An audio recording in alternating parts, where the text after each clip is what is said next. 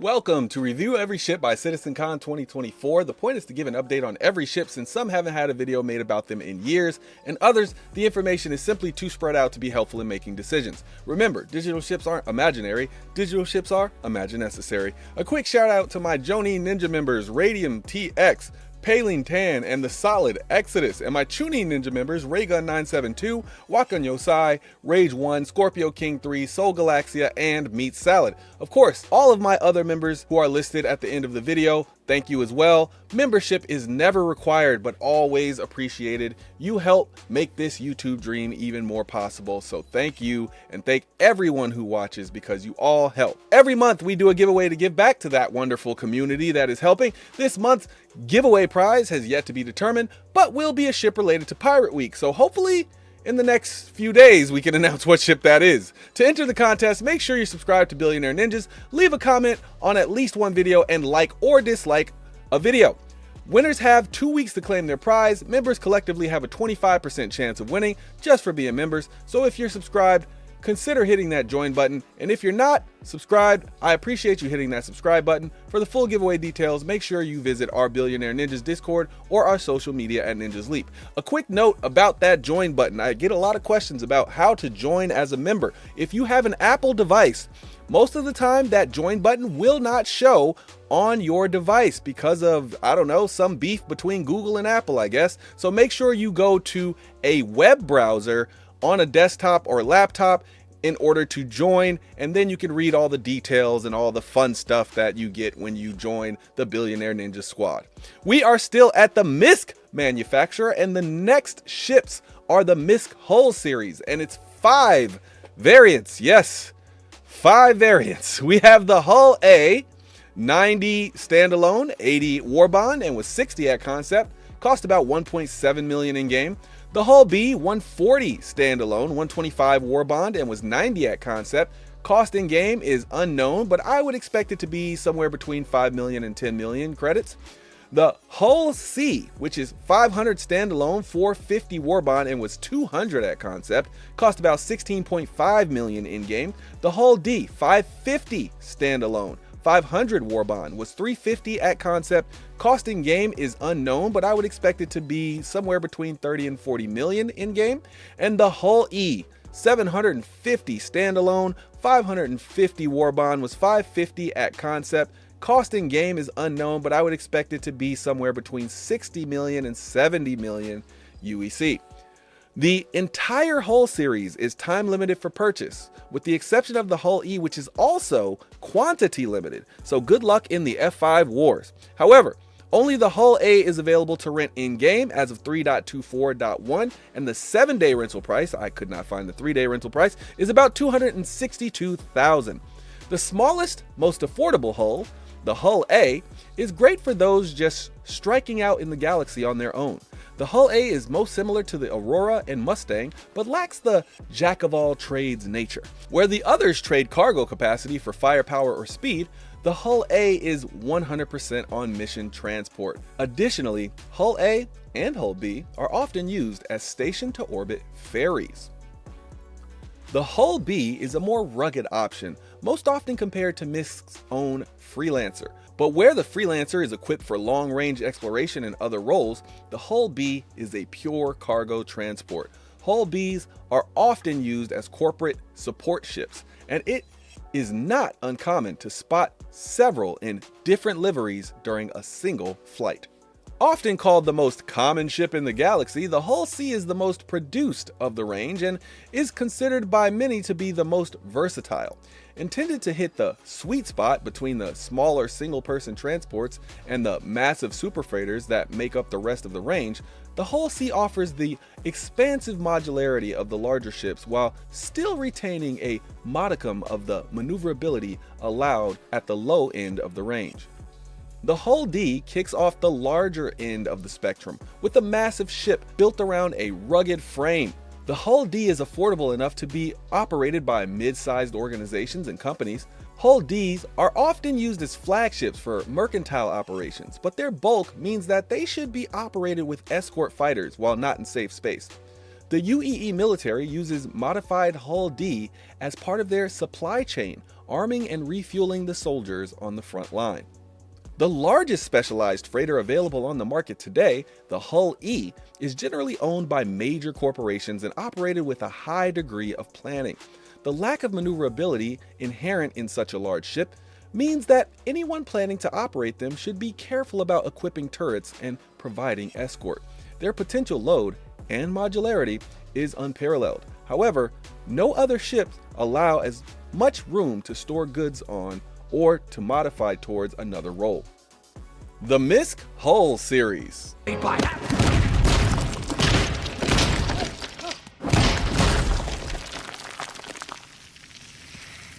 No, Steve, not Hulk.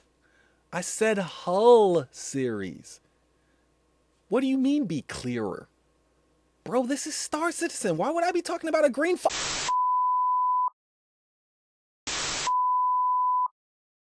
For measurements, the Hull A's length is 24 meters, beam 10 meters, height 8 meters, and it is a size 1 small ship.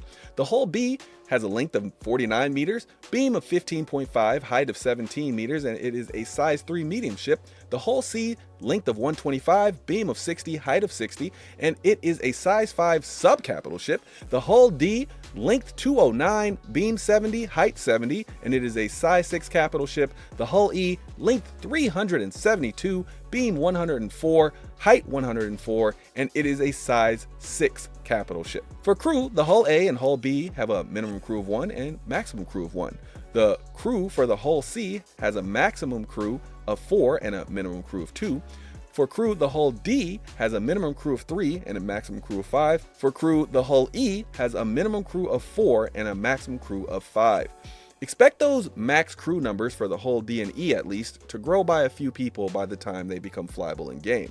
The Hull A carries 64 SCU, the Hull B has 384 SCU, the Hull C has 4,608 SCU, the Hull D has 20,736 SCU, and the Hull D has 98,304 SCU and carries more SCU than any other ship in the game, seconded by the Hull D, which carries the second most of any ship in the entire game. The claim time for the Hull A is 5 minutes, expedited is about 2 minutes, and the expedited fee should be about 2,700 credits. The claim time for the Hull B is unknown, but I would expect it to be about 15 minutes, expedited about 4 minutes, and the expedited fee should be about 8,000 credits. The claim time for the Hull C is 45 minutes, expedited is about 15 minutes, and the expedited fee should be about 22,500. The claim time for the Hull D is unknown, but I would expect it to be about 1.5 hours, expedited should be about 30 minutes, and the expedited fee should be about 100,000 credits. The claim time for the Hull E is also unknown, but I would expect it to be about 5 hours, expedited about 1 hour, and the expedited fee should be somewhere around 350,000 credits. The Hull A has a top SCM speed of 140, nav max speed of 950, and I would classify it as way below average speed for its size and way below average speed overall.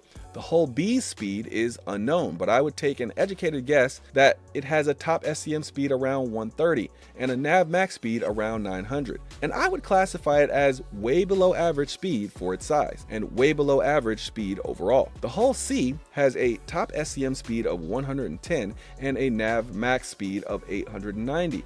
And I would classify it as way below average speed for its size and way below average speed overall. It's actually the third slowest flyable ship in the entire game, tied with the Reclaimer and only beaten by the Starfarer and Starfarer Gemini. The Hull D's speed is unknown, but I would take an educated guess. It has a top SCM speed of around 45 and nav max speed around 800, and I would classify it as way below average speed for its size and way below average speed overall.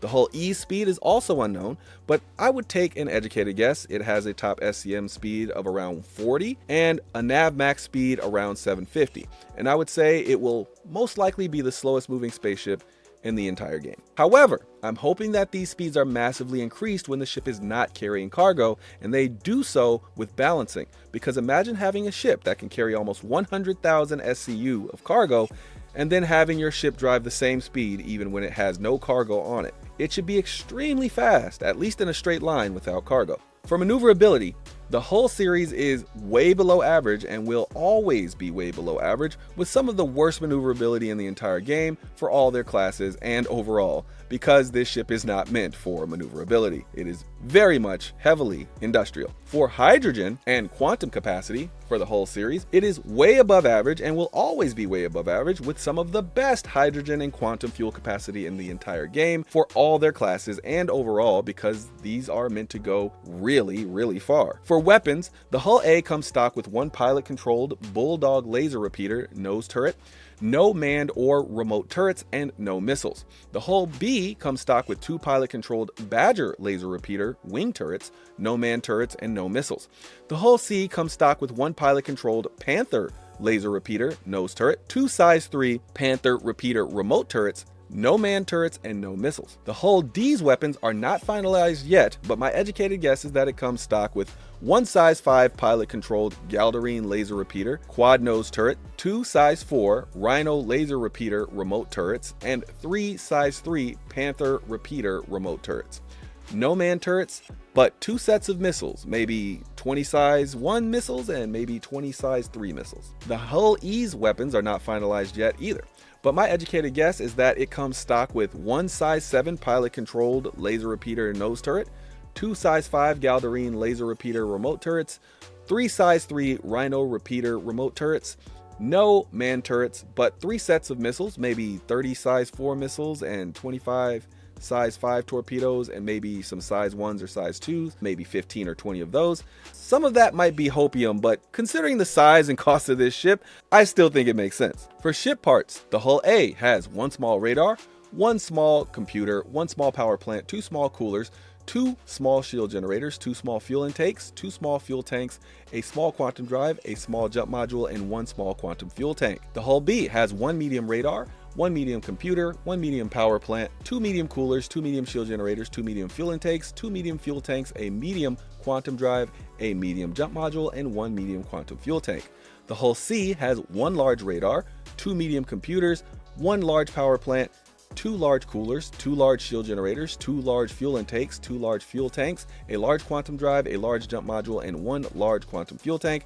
The hull D has one capital radar, three medium computers, one capital power plant, two capital coolers, two capital shield generators, two capital fuel intakes, two capital fuel tanks, a capital quantum drive, a capital jump module, and one capital quantum fuel tank. The hull E has one capital radar, four medium computers, one capital power plant, two capital coolers, two capital shield generators, four capital fuel intakes, four capital fuel tanks, a capital quantum drive, a capital jump module, and two capital quantum fuel tanks. The hull HP for the hull A is 130,200, which is way above average overall and way above average for its size. The hull B, hull HP is unknown, but considering the massive hull HP of the hull A and C, this would probably fall somewhere in the middle, but expect it to be really tough. My guess is somewhere around 225,000 hull HP. Hull C, that hull HP is 323,500 and is the highest HP for any flyable ship as of 3.24.1, which is incredible. Now, that doesn't include the Polaris or the Idris, which are, I guess you could say, sometimes flyable, but technically not flyable. The hull D's hull HP is unknown as well. But considering the massive hull HP of the hull C, this would obviously be higher, so my guess is somewhere around 900,000 hull HP. The hull E is also unknown as far as its hull HP, but this would obviously be even higher than the hull D. My guess is somewhere between 5 million and 10 million hull HP. Now, I know that is a large range, but capital ships are in a weird space right now, so it's hard to tell where they will land as far as HP. The two shields on the hull A are the Bulwark industrial grade C shields, which are bubble type shields. The shield pool is about 3,000 and it regens at about 134 HP per second. The two shields on the hull B are unknown, but I expect the shields to be something like the Aspis industrial grade C shields, which are bubble type shields. The shield pool is about 12,000 and it regens at about 536 HP per second. The two shields on the hull C are the Stronghold industrial grade C shields, which are quadrant type shields. The shield pool is about 200,000 and it regens at about 2144 HP per second. The two shields on the hull D are unknown, but I expect the shields to be something like the Glacis shields, but instead of industrial grade A, they would probably be industrial grade C shields, which are quadrant type shields. The shield pool is about 900,000 and it regens at about 5,800 HP per second. The two shields on the hull E are also unknown, but I expect those to be the same type of industrial shields as the hull D, but I expect those to be grade A, which are also quadrant type shields, and the shield pool is probably about 1.5 million and it regens at about 8,100 HP per second. For quantum stats, all of the hull series is interstellar, meaning you can travel anywhere in the system multiple times without refueling, and will also have fuel to make it to your next destination in a neighboring star system.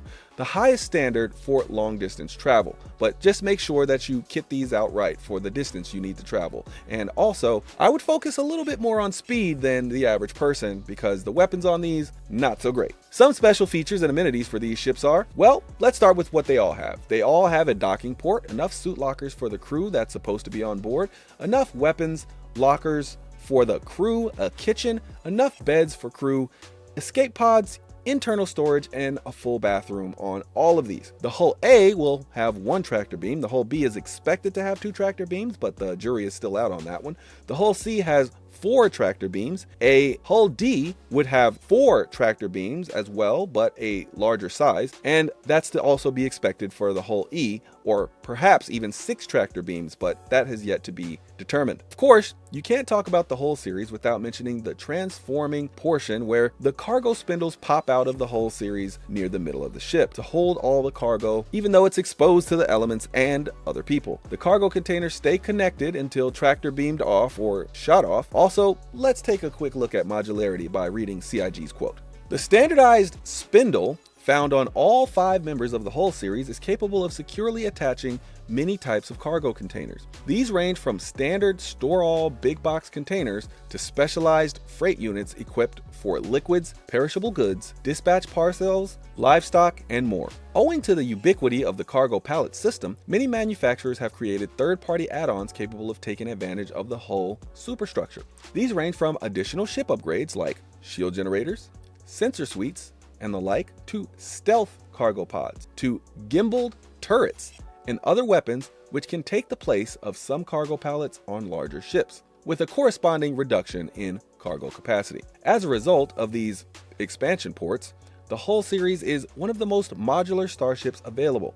Many view it as a platform upon which to build as much as the bulk hauler it was designed as. So to speak on modularity, these ships are super modular, which is, I think, something that a lot of people forget about the hull series, and they think of them purely as cargo ships. But until we have a little bit more details on what those will actually be when added to the game, I'm gonna keep that as just a 1-point bump. My preferred loadout for the hull A, hull B, and hull C are easy, but the D and E will have to wait until they come out. I'll focus on speed, a fast quantum drive, a cooler that responds quickly, things like that when it comes to the hull A, hull B, and hull C. Efficiency should be the primary target. Lastly, the weapons aren't completely useless, but I wouldn't waste any energy on them.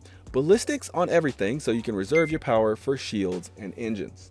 My preferred loadout for the hull A, hull B, hull C are easy, but the D and E will have to wait until those ships are released. So for this loadout, the hull A, hull B, and hull C anyway, I would focus on speed, a fast quantum drive, and a cooler that responds quickly, things like that. And where speed isn't an issue, I would focus on efficiency. That should be my primary target. Lastly, the weapons aren't completely useless, but I wouldn't waste any energy on them. Ballistics on everything so you can reserve your power for shields and engines. Now it's time to rate these ships. A rating I rate from 1 to 10. My 1 is only buy if you have a unique reason that is specific to you or because you like the looks of the ships. My 10 is if you have the money, these ships are almost guaranteed to be useful to you in the game. A 1 doesn't mean the ships are useless or ugly, and a 10 doesn't mean that the ships are perfect. Just remember, these are just our ratings. Please give us yours in the comments down below, because I love the smell of "this video is unnecessary" in the morning, and the smell of "you don't know what you're talking about." Of course, we can't forget the smell of "you're wrong about everything." And lastly, the smell of "I have anonymity on the internet, so let me be as rude as humanly possible." That one's my favorite. My rating for this ship is, of course, going to be handed out based on which variant we are looking at. The hull A, I give a 6. The hull B, I give an 8. The hull C, I give an 8. The hull D I give a 9, and the hull E I give an 8. Let's start with what I like about all these ships. They are some of the toughest ships in the entire game, which makes up for a multitude of other shortcomings. Because in a game as combat focused as Star Citizen, it quickly starts to feel like the quick and the dead when you're in a non-armistice zone. So having that toughness to escape or wear your opponents down is huge. Also, the modularity is the saving grace of all these ships. They would be far too boring without their potential for modularity, and it pushes them all up a few points out of that niche space, but not too much until we actually have those available. What I like about the hull A is how cheap and compact it is.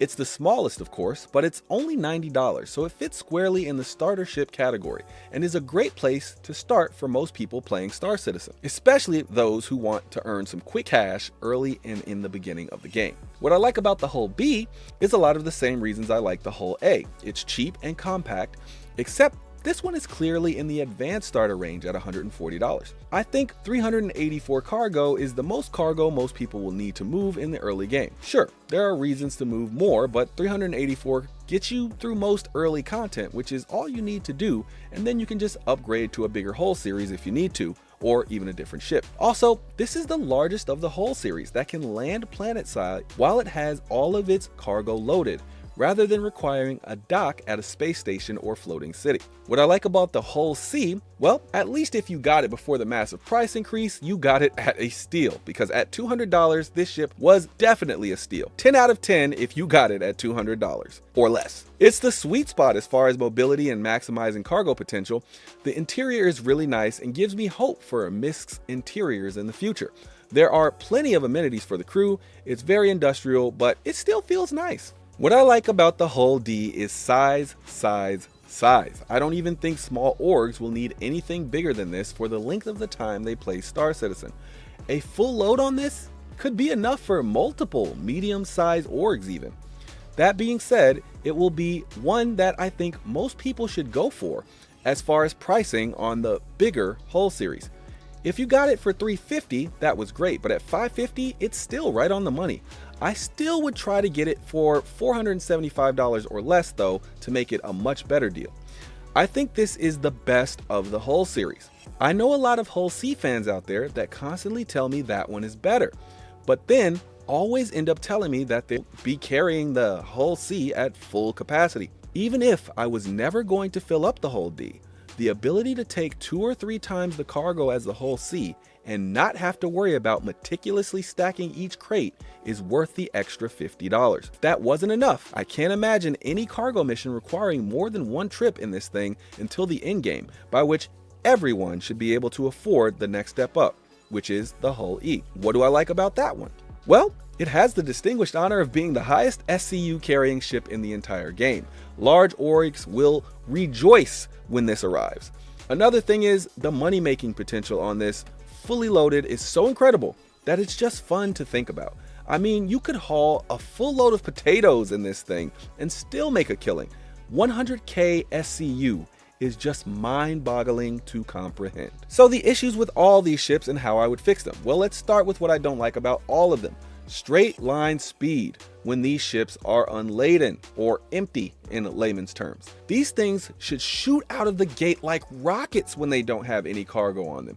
It just makes sense with how strong the engines are and how massive they are on each of these ships. Now again, that doesn't mean increased maneuverability, and that doesn't mean all of the speeds should be much faster, but at the very least, that straight line nav max speed, or maybe that straight line SCM speed, should be very high when these things have no cargo on them.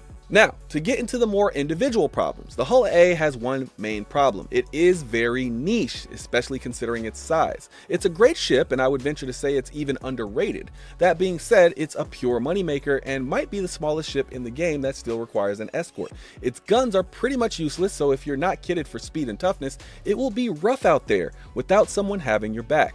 I would give it size 2 weapons so it could at least have a chance. The hull B, its biggest problem is it only has 1 bed in a medium ship that could easily be for 2 people. And there is barely any information about the ship, with a glaring omission. the tractor beam's size and availability. It should have two to differentiate from the hull A, but we just don't know, and that's a problem because it makes it difficult to plan your fleet around. It also has the same problem as the hull A in that it's niche.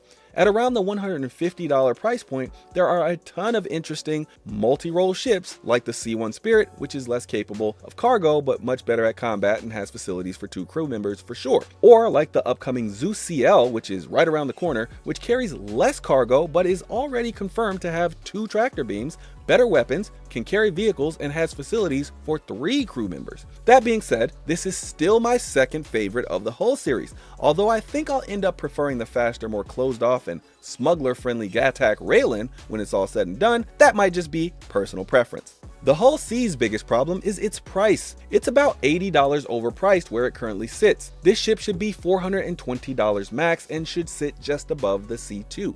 I think CIG overpriced it because of its money-making ability, and I think they'll sell less of them as a result. The speed difference between this and the Hull D, I can't see being so massively different that this will be so much better without an escort. I just can't see getting a ship as massive as the Hull C, which needs a decent sized escort for $500, when I can spend just $50 more on the Hull D, which carries 5 times the cargo and also needs a decent sized escort. But of course, if you spent $200, if you spent $300, heck, if you spent $350 or less, the Hull C is by far the best, and it is a 10 out of 10, but only if you spent that much or less. If you spent any more, then you should be considering a Hull D. And of course, there is always the CCU game for the people who are still trying to make that happen. Go check out our tutorial playlist if you want to learn how the CCU game works. The Hull D, its biggest problem is the weapons. This thing is far too big to have the tiny weapons it has for defense. I get that these larger hulls require an escort, so nobody is asking to put size 8 weapons and size 9 torpedoes, but a few quad size 5s, quad size 4s, and the same size torps and missiles, I think would go a long way in this thing, so this thing can at least go down swinging. I don't think that's a lot to ask for, but since that hasn't been confirmed to not be true yet, I won't take off too many points for it. The Hull E, its biggest problem is nobody really needs it. It almost suffers from the same problem as the Javelin, as in most people want it because of its size and capacity, not because they'll actually use it very much. The larger orgs will use it plenty, but medium orgs will generally run into problems trying to get enough funds together to operate this thing, or enough people together to protect it properly. However, I will say this, all it takes is one successfully fully laden trip in this, and you'll never really have to worry about in-game money again. So who are these ships for? The Hull A and B series seem to me to kind of be like the Freelancer series in that they seem to be all about min-maxing. The A for the person who wants the most cargo in the absolute smallest package for delivery. The B for the person who wants the most cargo that can land on a planet without spending over $300. The Hull C is for everyone, as long as they get it for less than $350, or I guess $420 is okay. Because above that price, it's only for people who have a very specific purpose for it, or who are scared of the size of the D. The Hull D, it's the best one of these in my opinion. It's the best of the whole series. And I think that's true because it's the best value at the current pricing. Now, if you would have asked me 3 years ago, that would have been the Hull C. But as of today, it is the Hull D in my opinion. It's rare you'll need to carry more, and if you need to carry less, it's easier to stack things on the Hull D. The Hull E is for large orgs and people who really like Legos. I imagine using the Hull A as my daily supply transport from outpost to outpost in safe areas. I would use the Hull B as my daily supply transport from planet to planet and station to planet.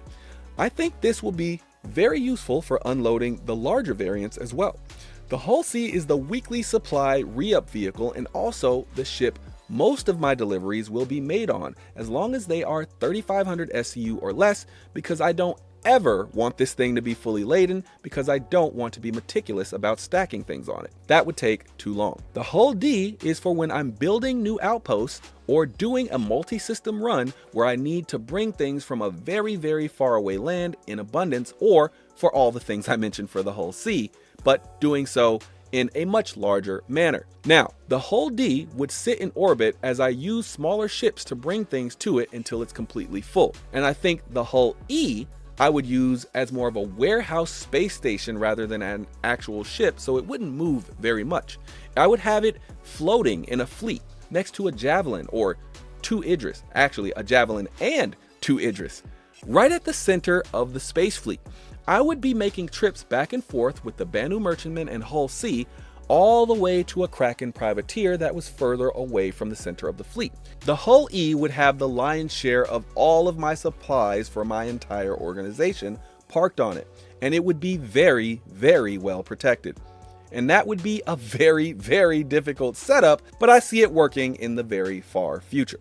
I know you're here for our rating, but if you really want a ship, go buy it. We won't stop you. Or even better, all ships can be earned in game once the game releases, and some you can purchase in game right now. These are just our ratings, but when you spend, it's your money.